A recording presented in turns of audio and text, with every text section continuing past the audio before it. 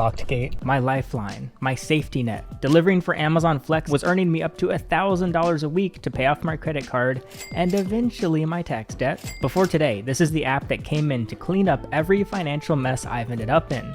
Non-paying roommates, car fails, unexpected home repairs, vet bills, and it's gone. For 7 days, it's a temporary suspension, but there's no time I've needed this app more than right now. I was in the zone, and this puts me $1,000 behind. My routine was drive, get home, edit videos, drive, go home, sleep, rinse and repeat. God bless America, yo. I've been off Uber for so long that they've been sending me monthly quests to try and lure me back in. This week, if I do just 20 trips, I get a $200 bonus. This is an extremely rare quest that's sent as an incentive to re-engage inactive drivers, and the best part, it applies to Uber Eats, so I don't have to deliver any humans.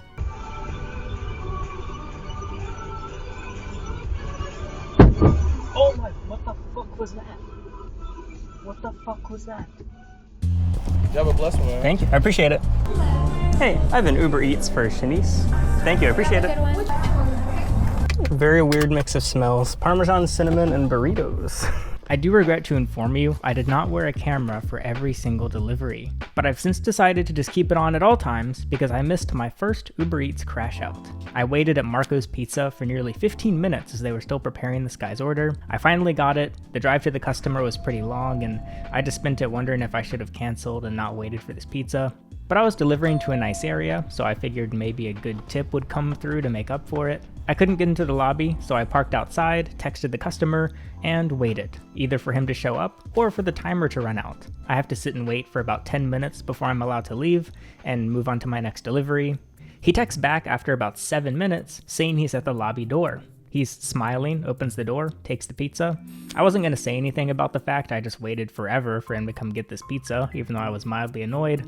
But what ensued was my all-time favorite episode of SpongeBob, Pizza Delivery. It turns out his smile was a grin of rage. We're alone in the lobby. He's inside, I'm holding the door open, so I'm kind of like half in, half out, and he starts yelling at me. I'm so fucking sick of you stupid fucking drivers. I've been waiting in this lobby for 10 minutes. Now, a bad trait I have is finding people getting angry to be really funny.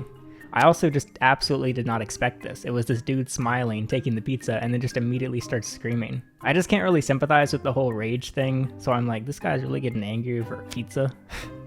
And because I struggle to conceal my emotions, then I start grinning, and I'm like, I've been out here for a while. I even walked to the door. I didn't see you. You didn't see me. I look behind us to see the clear view he's had for the last 10 minutes of my car with an Uber light in the window and a little dude standing next to it with a pizza in his hands.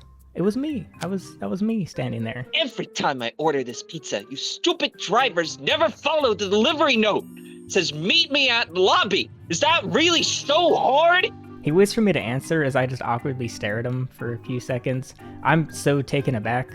I've done 100 Uber Eats orders and driven over 1,000 Uber passengers. Whenever anyone asks what it's like to drive for Uber, the first thing I say is every single person is so chill.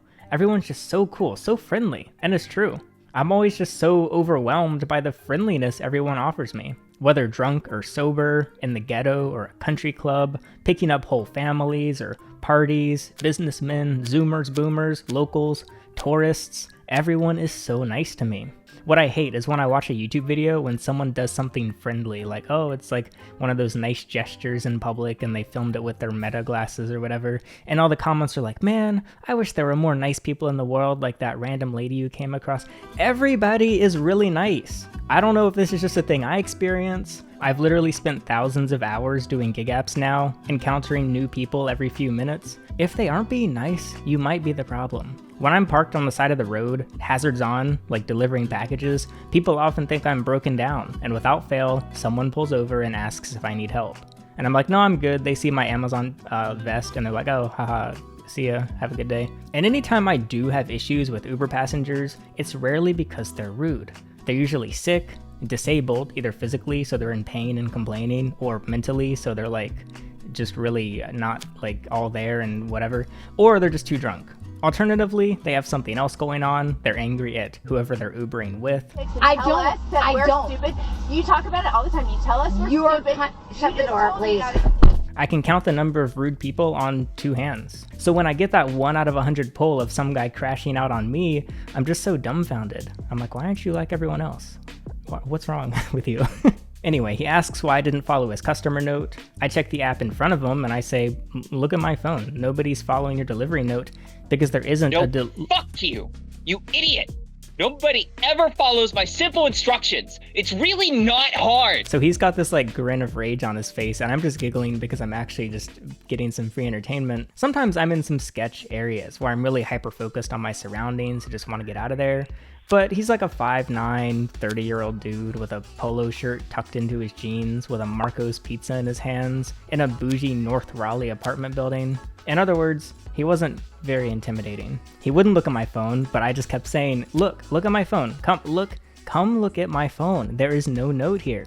I assume it clicked in his head why not a single driver had followed his delivery note. He turns around and walks down the hall, out of view with his pizza, but he's still shouting. I'm so sick of you stupid Uber people. I just keep repeating, come look at my phone. As I walk into the lobby behind him, the door shuts behind me, and I'm like, wait, where am I going? Am I gonna go up to his apartment with him? So I just kind of stand there for a sec. I turn around and leave. As I walk out the door, I hear him like calling the elevator, like it did the boop, and then there's like brrr. And so I'm just imagining him around the corner, just seething as he waits for the elevator to come down to him. He gave me a thumbs down on the Uber app, very rude. Also, why would you insult the people who have your dinner in their hands? So if I get assigned his next Marco's pizza delivery, I'ma know it's him. I'm just saying. I'm a chill guy. His pizza will be in good hands. All I could think about the rest of the night was this guy up in his apartment, just munching on his pizza full of rage. His eyes are bloodshot and watery, his hands just shaking as he chows down on a large green pepper and mushroom pizza. I assume he had a bad day at work or something, and I was the first guy he came across since getting home. But anyway, what upset me was the fact I was not wearing my camera, so I couldn't actually show you this interaction. I promise I will wear my camera at every interaction so I can show you the next crash out. Nothing yet, but it's a fun conversation starter now. I've gotten some new subscribers as people are like, hey, why are you wearing a camera? And I'm like, oh, I'm a stupid washed up YouTuber trying to pay off my debt. Do you want to subscribe? And they're like, yeah, sure. I again failed to secure a sponsor in time for this video, but you know what? Screw the sponsors. Who needs $500? I do, I need the 500, but whatever. I resold this ad slot at a 99% discount to the people who matter most, channel members. This is Chonky.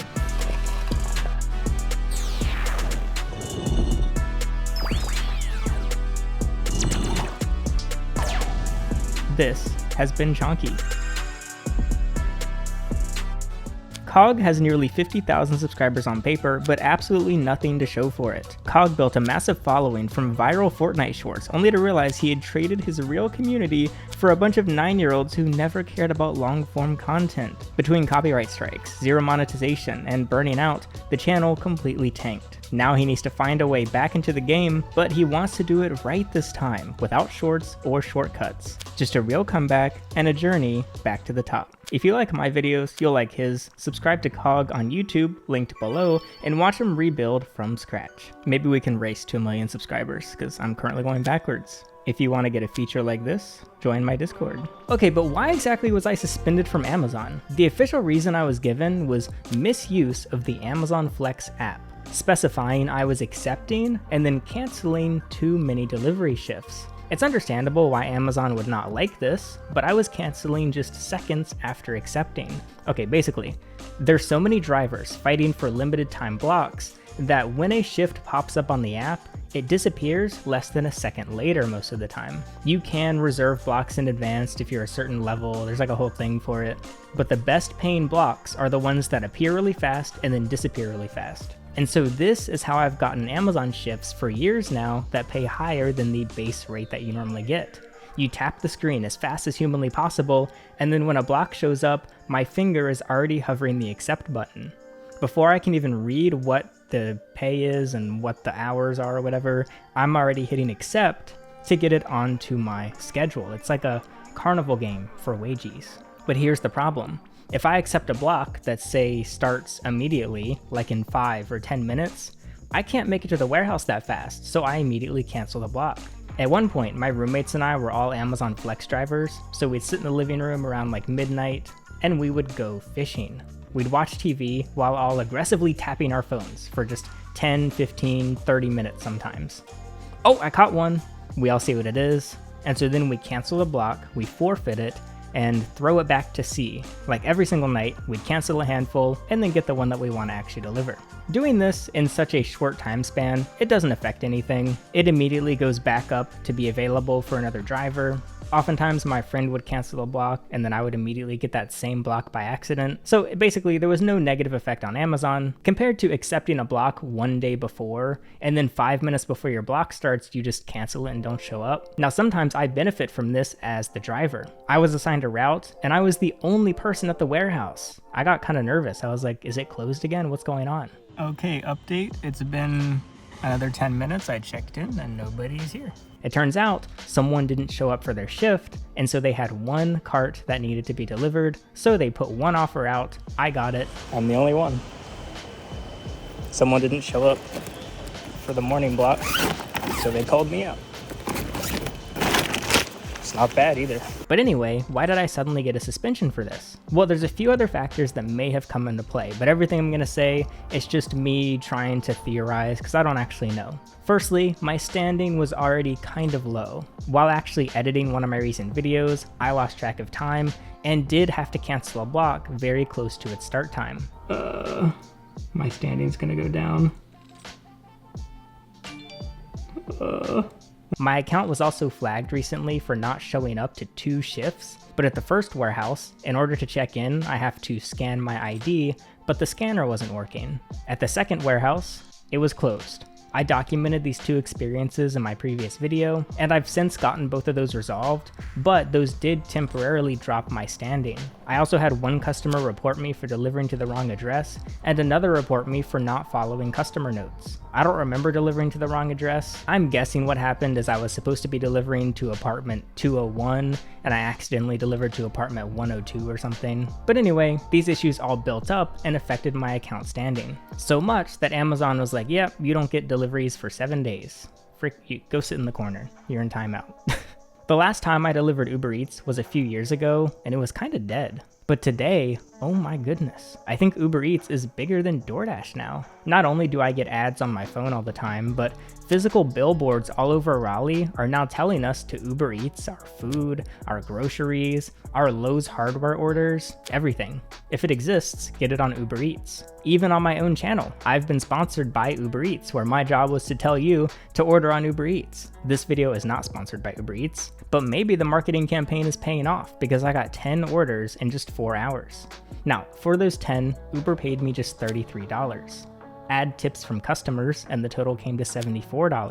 $18.50 an hour before expenses, not great. That's basically base pay for Amazon Flex, which I try not to take base pay, but considering I couldn't do Amazon Flex, I couldn't really complain.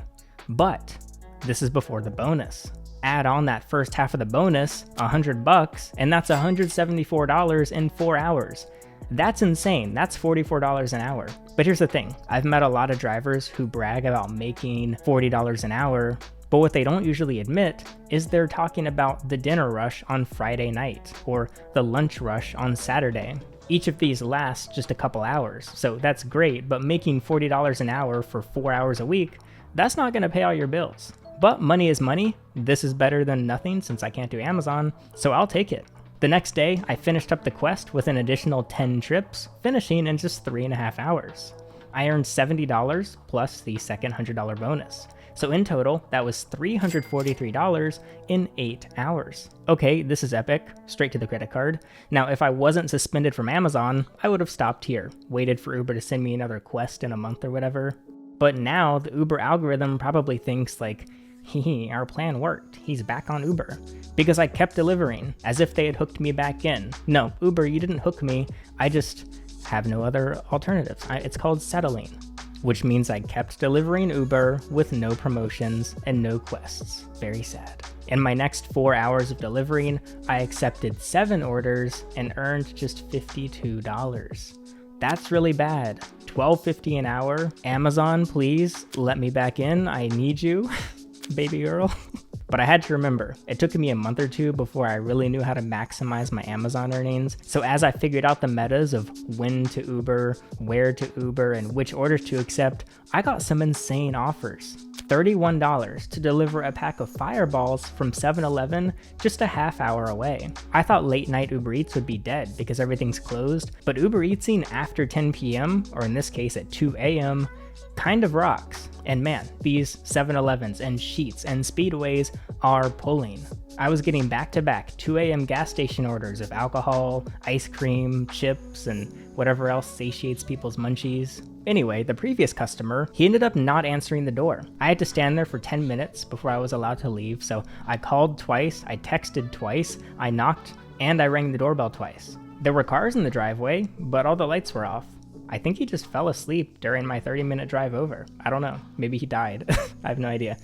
At first, I was kind of pissed, because that meant I have to drive back to 7-Eleven to return the Fireballs. But it turns out, Uber paid me an extra $20 just to return the alcohol. Shout out Uber. I made $51 from 1 hour of driving and 10 minutes of standing at a door.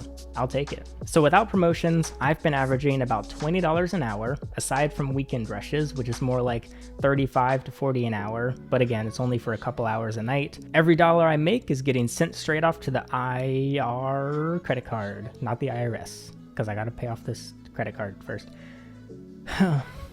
There just aren't really super consistent offers though, aside from the breakfast, lunch, and dinner rushes, which is mostly on weekends, so it leaves these awkward gaps throughout the day where I don't really know what to do. I think inevitably I'm gonna have to take more drastic measures, increasing income, decreasing expenses, which is on the way. But in the meantime, thanks again to Chonky and Cog for sponsoring this video. This is Chonky, and Cog is linked in the description. Go subscribe.